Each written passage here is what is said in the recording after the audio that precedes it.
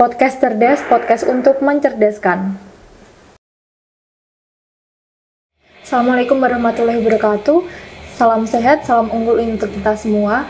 Apa kabar teman-teman dan juga sobat UNW yang ada di rumah? Semoga senantiasa dalam keadaan sehat terus ya. Baik, pada kesempatan podcast kali ini berjumpa dengan saya Arswinda Ayu, salah satu mahasiswa dari Universitas Ngudi Waluyo. Nah, pada kesempatan kali ini juga tentunya saya tidak sendirian. Saya ditemani oleh narasumber yang sangat luar biasa. Perkenalkan, di sebelah kanan saya Ibu Apoteker Dian Oktianti, S.Pharm MSc. Baik, selamat pagi Ibu, apa kabar hari ini? Ya, terima kasih Mbak Arswinda. Alhamdulillah ya, kabarnya baik. Alhamdulillah. Jadi, Sobat UNW, pada kesempatan kali ini kita akan membahas terkait dengan pusat penelitian yang ada di LPPM Universitas Ngudi Waluyo. Mungkin teman-teman juga udah nggak sabar ya.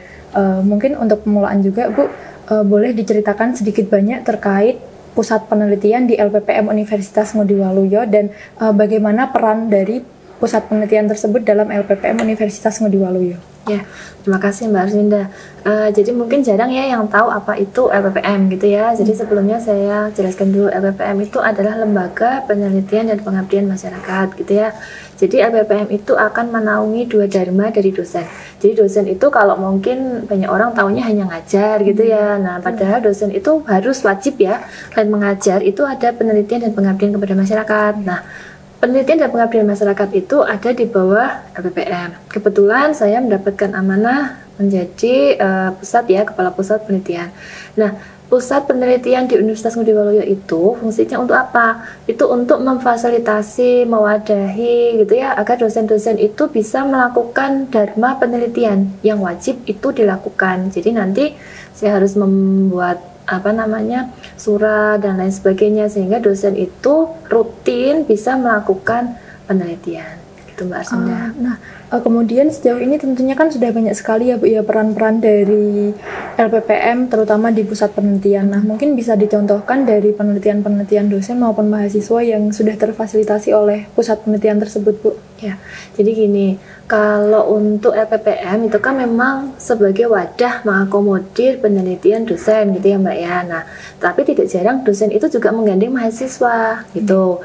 Nah, LPPM itu sendiri setiap tahunnya itu akan memberikan dana stimulus penelitian. Jadi universitas itu memberikan dana gitu yang akhirnya nanti akan dikompetisikan, direbutkan oleh siapa? Oleh dosen-dosen di Universitas Ngudi Waluyo. Nah, direbutkan nanti akan diseleksi dan lain sebagainya, kemudian akan ditentukan pemenangnya siapa. Nah, itu adalah salah satu peran dari LPPM Ngudi Waluyo, Mbak. Nah, kemudian Bu, fasilitas-fasilitas yang diberikan dari LPPM Universitas Ngudi Waluyo selain dari dana itu tadi Bu, yang sudah Ibu sebutkan sebelumnya, itu fasilitasnya apa aja ya Bu ya? Biasanya ya kami memfasilitasi kalau misalnya ada teman-teman dosen kita yang ingin publikasi, yang ingin seminar, kemudian Mbak, dipersilahkan kalau mau menggunakan fasilitas dari kampus, misalnya laboratorium-laboratorium yang ada di Ngudi Waluyo itu bisa digunakan. Sebelumnya Ibu juga kan sudah membahas terkait dengan menyinggung sedikit banyak terkait dengan penelitian yang kolaboratif ya Bu ya. Nah, mungkin bisa diberikan tips atau trik gitu Bu, bagaimana kita sebagai mahasiswa biar bisa digandeng atau diajak kolaborasi dengan dosen Bu? Ya, aktif. Ya, jadi kalau pengen digandeng oleh dosennya, pengen dikenal dengan dosennya, ya mahasiswanya harus aktif gitu ya. Jadi jadi kalau mahasiswanya itu aktif, dosen kan akan mengenal gitu ya, akan mengenal. Jadi oh itu ya yang bisa diajak gitu. Nah, tapi ya mahasiswa harus tahu bahwa penelitian dosen itu kan punya tema-tema sendiri ya. Dosen kan punya bidang ilmu kekhususan sendiri. Jadi kalau mau ikut penelitian dosen gitu, ya harus menyesuaikan dosennya itu temanya apa. Jangan sampai nanti dosennya temanya A, mahasiswa pengennya temanya B. Nah, itu kan nggak bisa. Nah, kalau penelitian kolaboratif antara mahasiswa dengan dosen itu memang diwajibkan. Jadi diwajibkan dosen itu harus menggandeng mahasiswa. Tujuannya apa? Untuk membimbing mahasiswa agar bisa melakukan penelitian yang sesuai, yang benar gitu ya, caranya gimana. Berarti mekanismenya selain kita harus aktif, kita juga harus tahu ya Bu ya tema-tema yang dilakukan oleh dosen itu apa begitu. Iya, betul. Mungkin ini juga merupakan suatu pertanyaan yang terakhir ya. Bagaimana sih Bu upaya dari LPPM Universitas Ngudi Waluyo, terutama di pusat penelitian itu sendiri, untuk terus meningkatkan fasilitas-fasilitas dalam upaya pencapaian dari tujuan LPPM itu sendiri, Bu? Ya, jadi LPPM kan punya tujuan ya Mbak ya, jadi punya Renstra. Nah, tujuan LPPM itu kan bagaimana caranya agar penelitian dosennya banyak, publikasi dosennya juga banyak. Nah, untuk penelitian yang banyak itu, kami kan sudah memberikan stimulus penelitian ya, dana penelitian tadi. Nah, untuk agar penelitian itu tidak hanya dari internal, dosen kan juga sebaiknya mendapatkan dana penelitian dari eksternal, misalnya dari Dikti, dari BKKBN dan lain sebagainya. Nah, itu kami sering melakukan pelatihan-pelatihan. Jadi pelatihan penulisan proposal, bagaimana caranya agar proposal itu nantinya bisa tembus mendapatkan pendanaan. Itu yang pertama.